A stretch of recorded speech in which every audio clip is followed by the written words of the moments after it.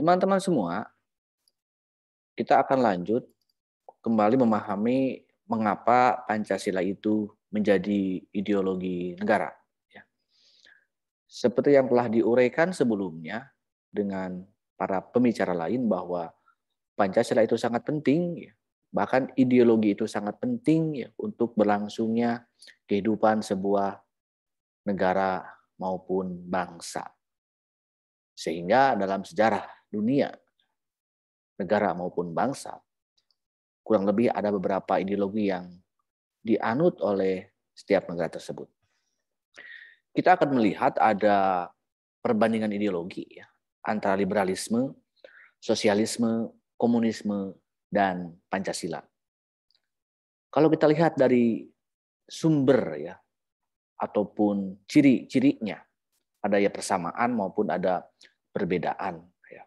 Persamaannya yang pertama di sini kita lihat bahwa baik itu Pancasila, komunisme, sosialisme maupun liberalisme sama-sama mengakui adanya materialisme, ya, nilai ilmu pengetahuan. Ya.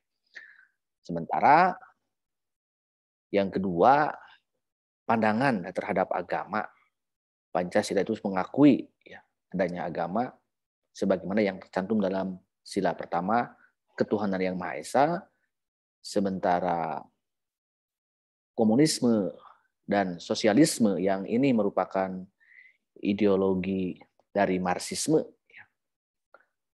Mereka memiliki kecenderungan yang ateis ya, atau tidak mengakui adanya Tuhan maupun agama. Sementara liberalisme cenderung pada sekularisme ya, ataupun pemisahan antara agama dan negara. Dari kehidupan ekonomi, ya, Pancasila ini sebagaimana dalam sila kelima tentang keadilan sosial. Jadi konsep ekonominya adalah keadilan ya, untuk seluruh rakyat Indonesia. Kemudian komunisme ini negara memonopoli urusan ekonomi, sementara sosialisme ini bersifat ekonomi kerakyatan, dan liberalisme ini ekonominya bersifat kapitalis. Kemudian dari sistem pemerintahan, demokrasi individualis itu dari liberal ya, karena paham yang sangat individu, demokrasi langsung, kemudian juga sosialisme ini demokrasi sosial demokrat, sementara komunisme ini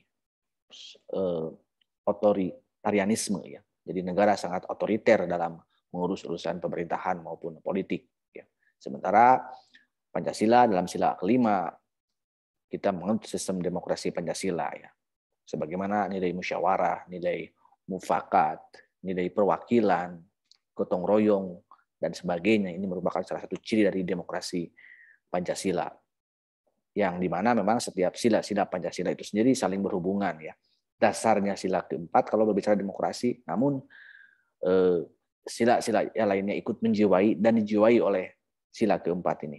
Dalam ekonomi pun misalnya, demokrasi ekonomi Pancasila itu karena sila kelima dijiwai oleh sila kelima dijiwai oleh sila keempat, sekali lagi, sementara sila keempat dijiwai oleh sila 1, 2, dan 3.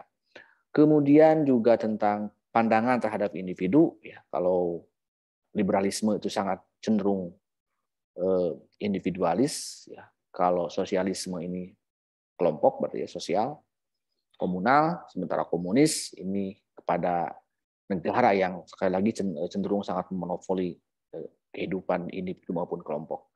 Sementara Pancasila mengakui adanya kedua-duanya, baik itu individu, kelompok maupun negara itu sendiri.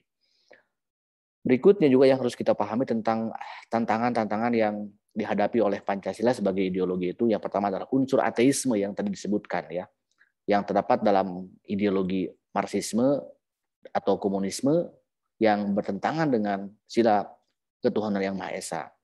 Itu artinya secara konseptual pembubaran Partai Komunis maupun larangan penyebarluasan ajarannya itu sangat relevan dengan konsep ideologi kita, yaitu Pancasila yang jelas mengakui adanya agama maupun Tuhan sebagai pondasi bernegara. Sementara unsur individualisme pun merupakan salah satu unsur yang patut kita waspadai dalam liberalisme ya, karena prinsip-prinsip tersebut ya itu bertentangan dengan nilai gotong royong ya dalam sila keadilan sosial bagi seluruh rakyat Indonesia. Kemudian juga kapitalisme yang memberikan kebebasan individu untuk menguasai sistem perekonomian negara tidak sesuai juga dengan prinsip-prinsip kerakyatan. Inilah yang harus kita waspadai di era sekarang ya, bahwa kita harus mencita-citakan, harus memimpikan ya, walaupun di tengah-tengah tantangan ateisme, walaupun komunisme dianggap sudah bangkrut, tapi paham itu akan tetap ada sekalipun sistemnya sudah tidak ada. Sementara kapitalisme, individualisme, liberalisme yang memang sekarang sedang merajalela di seluruh dunia, tapi kita yakin bahwa Pancasila itu masih memiliki ruh ya untuk kita perjuangkan dan kita pertahankan sebagai ideologi bangsa dan negara kita. Nah, ini beberapa poin-poin tentang bagaimana Pancasila dari era-era ke masa sudah diuraikan oleh pembicara sebelumnya. Nah, simpulannya bahwa pentingnya Pancasila sebagai ideologi itu merupakan ya cara mahasiswa ya untuk memperlihatkan peran ideologi sebagai penuntun moral dalam kehidupan bermasyarakat, berbangsa dan bernegara.